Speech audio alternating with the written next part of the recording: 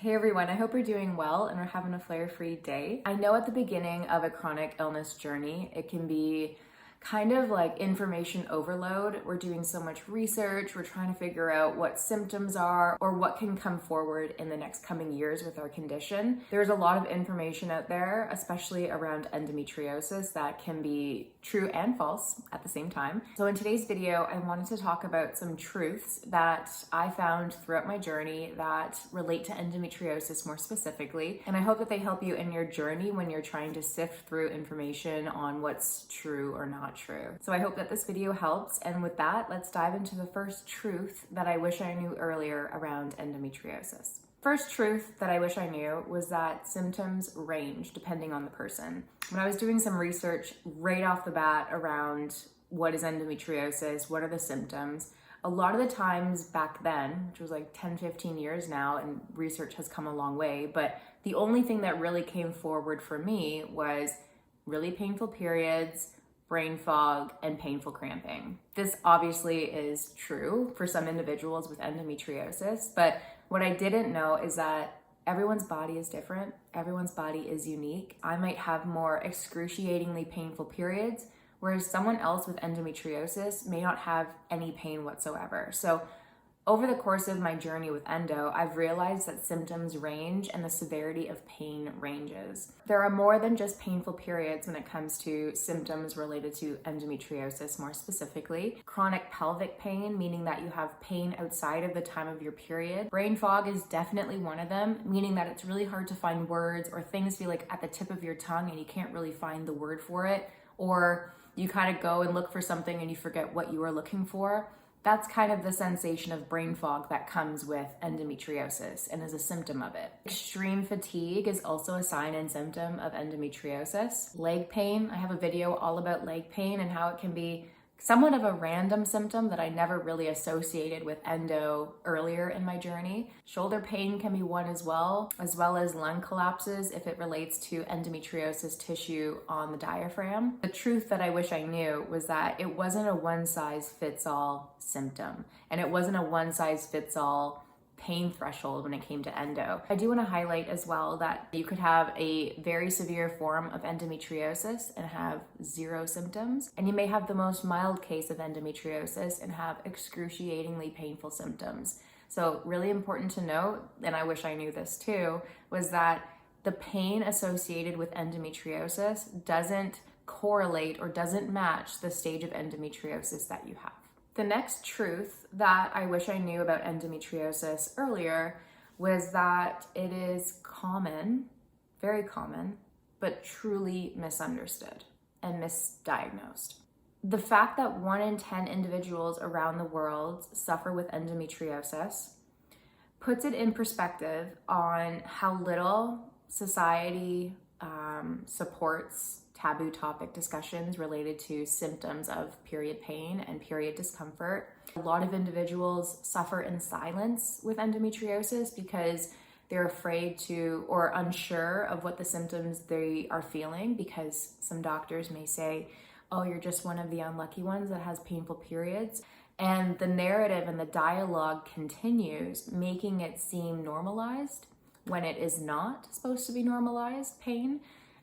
The fact that I was able to go to school, go to work, go to do all these things, but then was brought to my knees because of excruciating pain, and that was deemed to be normal in the medical system, seemed very jarring now when I look back on it. And I feel bad for that past version of myself that at the time put up with that answer of, it's normal, you just have to live day to day with this. It just goes to show that society has a long way to go still.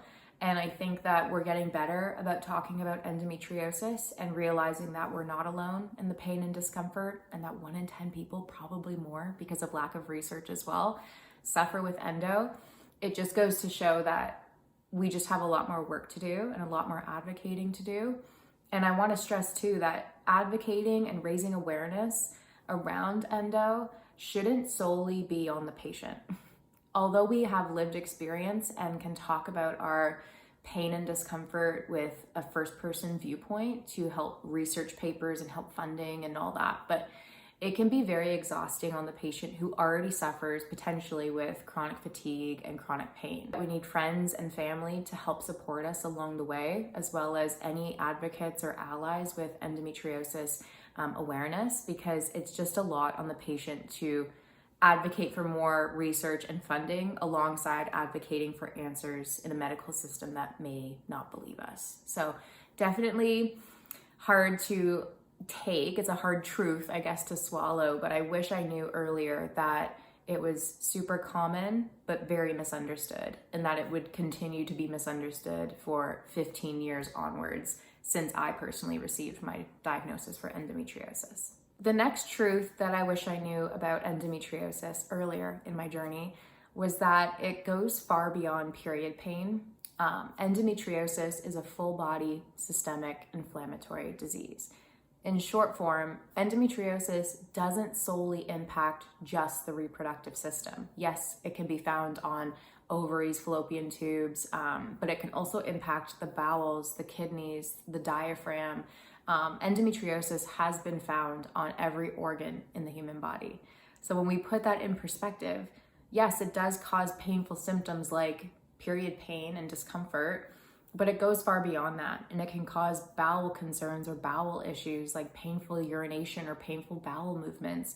It can cause chest pain and lung collapses. So endometriosis, and I wish I knew this, and it's again a hard truth to swallow, but there are other intense symptoms and severity of symptoms that come with the disease. And I wish I knew that as well when I was younger, because solely thinking that it's a period disease, I think stopped me from talking more openly about it, because again, I was nervous to talk about a taboo topic in society that, oh, I have painful periods and that's it. I think when we talk openly about other symptoms that come with endometriosis, I think society and friends and family are maybe more willing to come to the table and have a discussion around it, because it's less jarring and taboo when we talk about it as a full body disease. That's kind of the approach I'm taking now, that it's a full body disease. There are symptoms associated with it like painful periods, but there also are other symptoms related to endo that are not related to the period whatsoever. So just something that I wish I knew earlier. And if it helps you talk about endo a little bit more too, by talking about it as a full body disease instead of just a reproductive one, I feel like it can be maybe a nice step in the door on how we can approach the topic of endometriosis with those that we love. The next truth that I wish I knew earlier, and again, I feel like these truths are like hard pills to swallow with the truth, but I wish that I knew earlier that getting a suspected or formal diagnosis for endometriosis wouldn't be immediate, and that it would take a long time to get a diagnosis. I know I'm not the only one, but it took me approximately 11 to 12 years to get a name to my pain, which was endometriosis, and it took 8 different doctors over that time frame to get a name.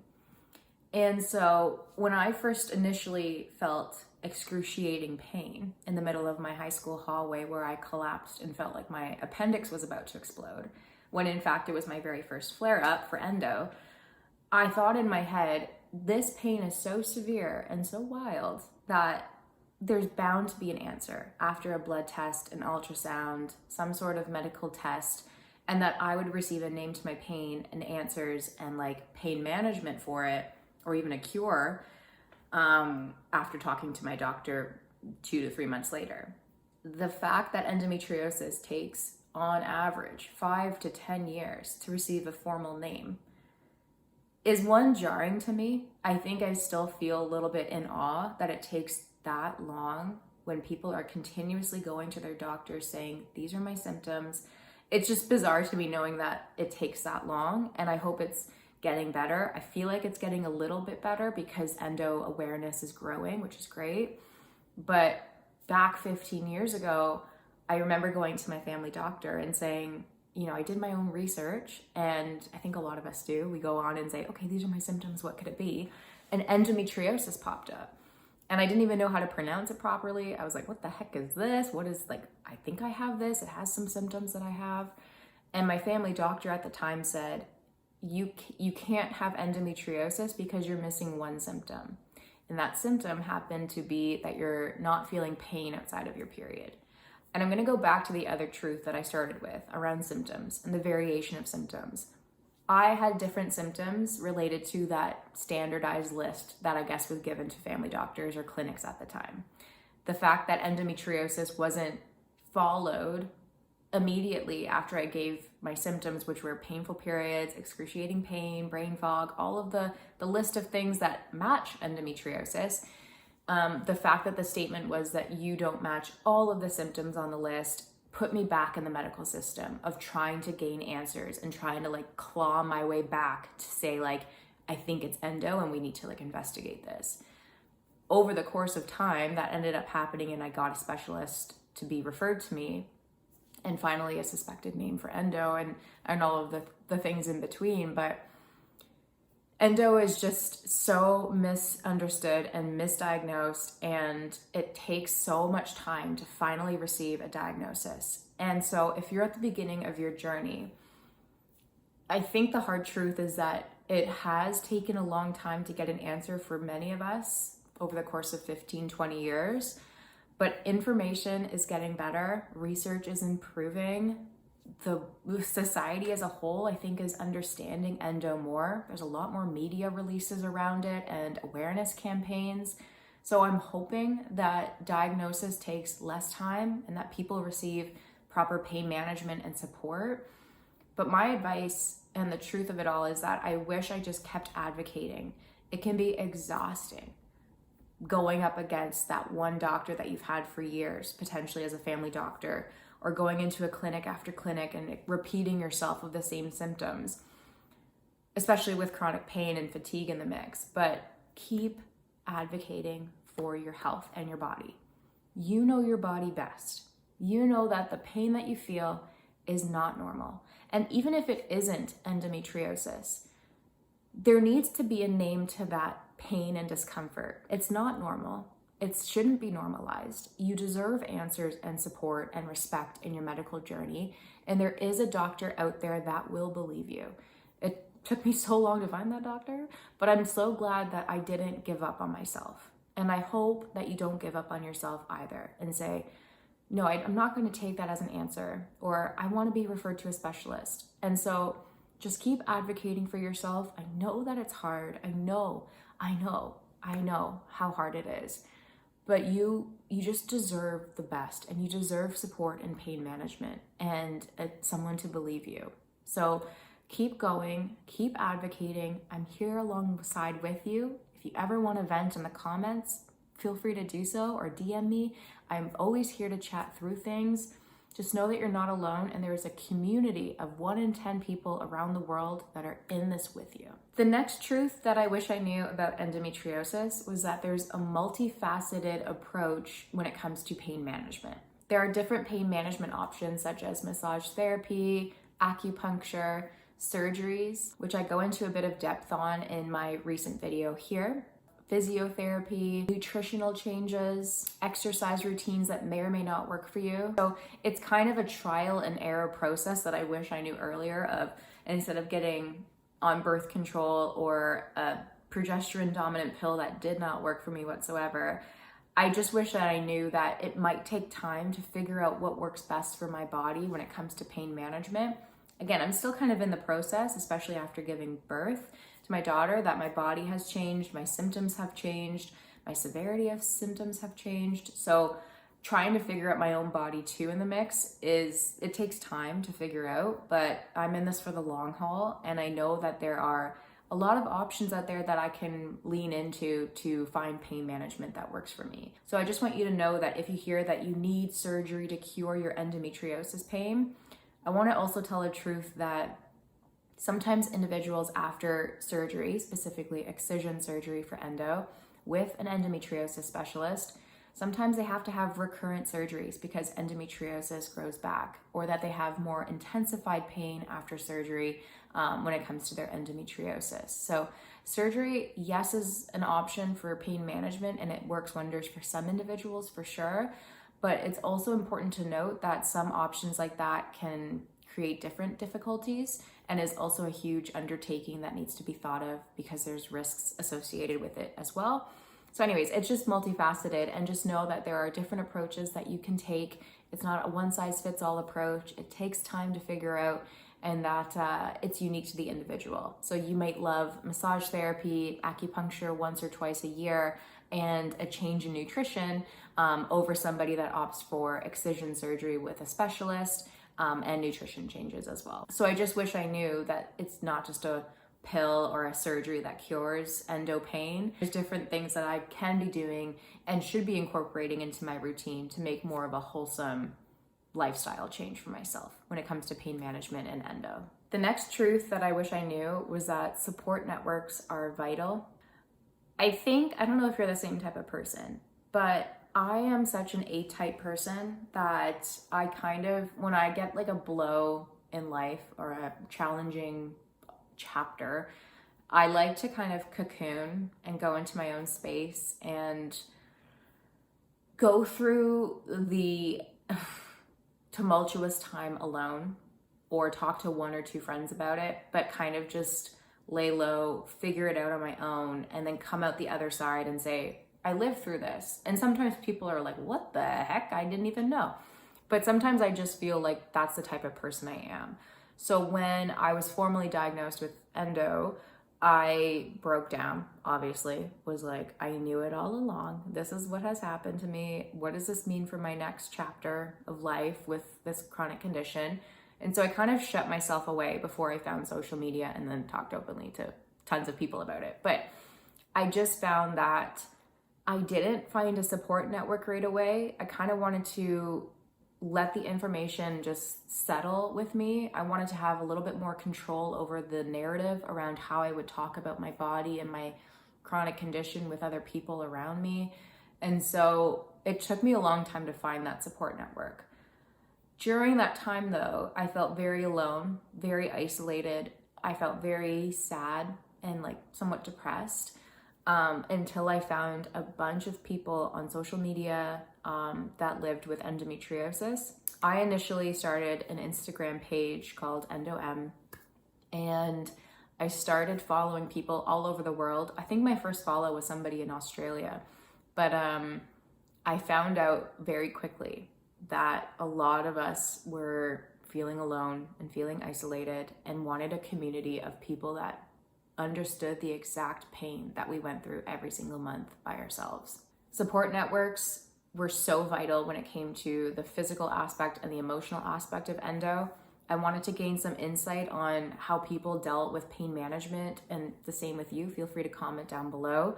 Or the emotional toll of endo that it can have on work relationships or general friendships or just life in general, on how difficult it can be. And so just having a support network with people that recognize the exact pain that you're going through without judgment is gold. And I feel like if you're not there yet, just let the information settle for sure. But I highly recommend finding a support network on Instagram, Facebook, TikTok, whatever it is that you kind of opt for. It can also be in your friend group as well, but find a group of, I would say, people who live with endo so that you don't feel alone in describing that pain, or you don't feel alone in trying to like word what you mean. People understand, especially with endo, what you're going through, and they can provide advice that is really helpful because they know exactly what you're going through. I could definitely go on around other truths that I wish I knew about endometriosis earlier on, but I would love to hear from you down below on some truths that you wish you knew earlier in your journey that could help somebody else in theirs. I know that anything that you put down below would be very helpful for somebody looking for answers and resources in their own journey. So with that, I can't wait to hear what you put down below around some truths that you wish you knew, and I can't wait to talk to you on the next video. Bye.